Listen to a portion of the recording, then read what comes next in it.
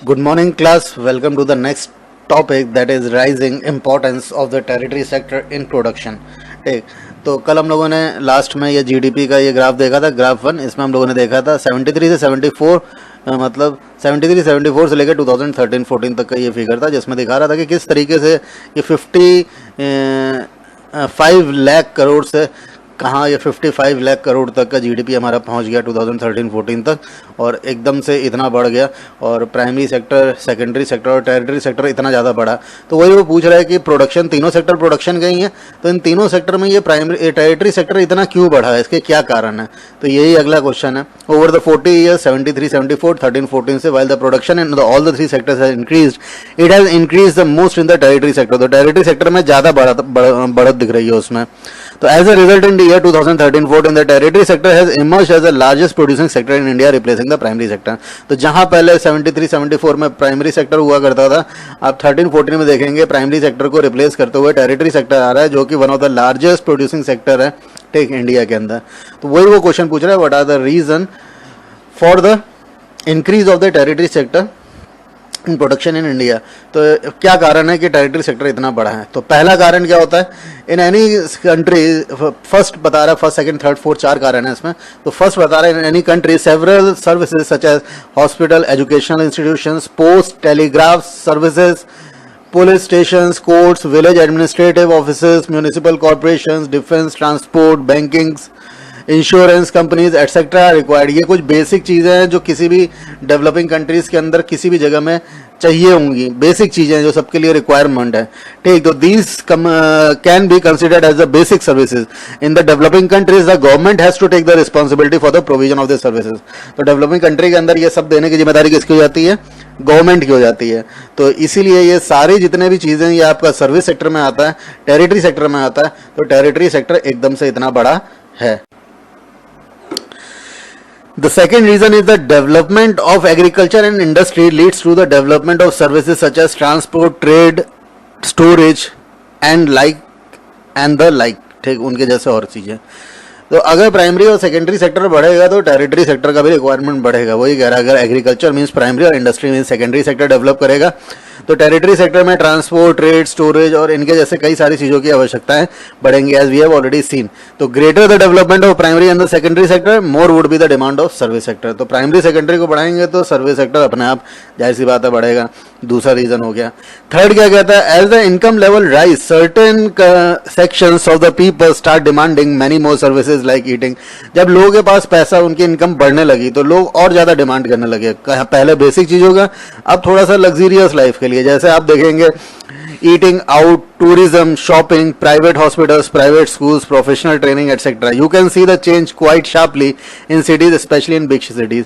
तो ये सारी चीज़ें आप शहरों में देखेंगे कि लोग जो हैं ज़्यादा पैसा कमाने के बाद लग्जरियस लाइफ जीना चाहते हैं और उसके लिए उनको ये सारी चीज़ें चाहिए, और ये बड़े बड़े शहरों में और सिटीज़ में देखने को मिलेंगी।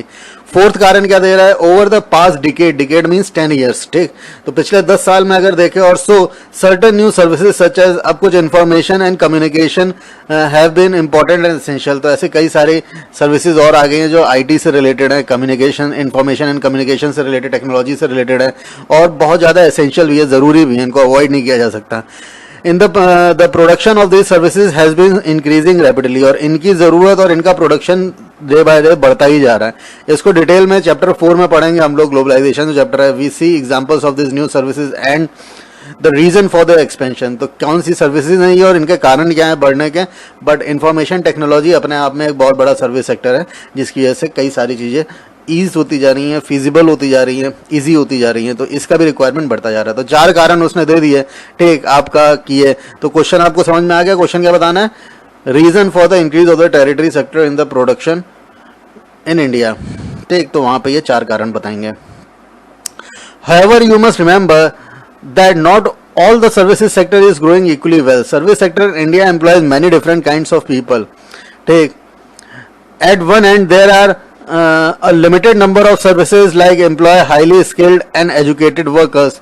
At the other end there are very large number of workers engaged in the service as small shopkeepers, repair person, transport, person etcetera. तो सर्विस सेक्टर एक बहुत बड़ा सेक्टर है जिसमें हाईली प्रोफेशनल या स्किल्ड से लेके अनस्किल्ड लेबर तक भी आती है और बहुत सारे वर्क इसमें आते हैं।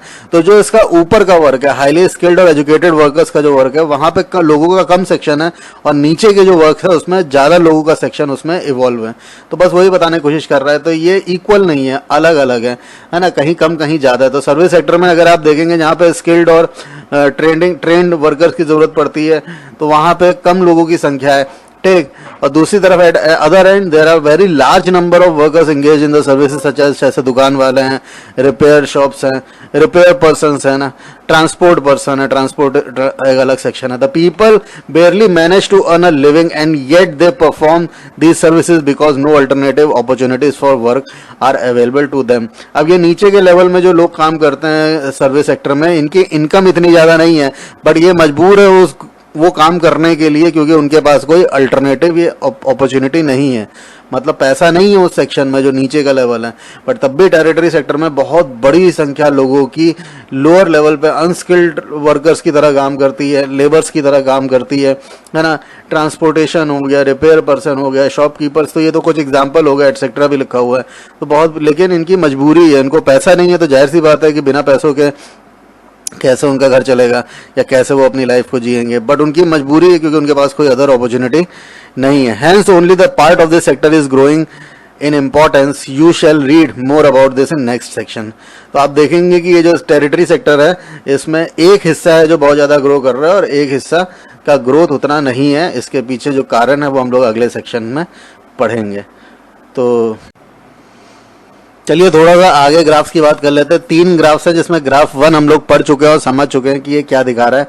ये ओवरऑल जीडीपी में किस सेक्टर का कितना पार्टिसिपेशन है वो बता रहा है रुपीस के फॉर्म में, टेक मनी के फॉर्म में। और दूसरा ग्राफ आपको क्या दिखा रहा है, ग्राफ्स में कंफ्यूज मत होइएगा, share of sector in GDP percentage. ये परसेंटेज दिखा रहा है कि कितना जीडीपी में कितना परसेंट किसका है ना, कितना हिस्सा किस सेक्टर का है।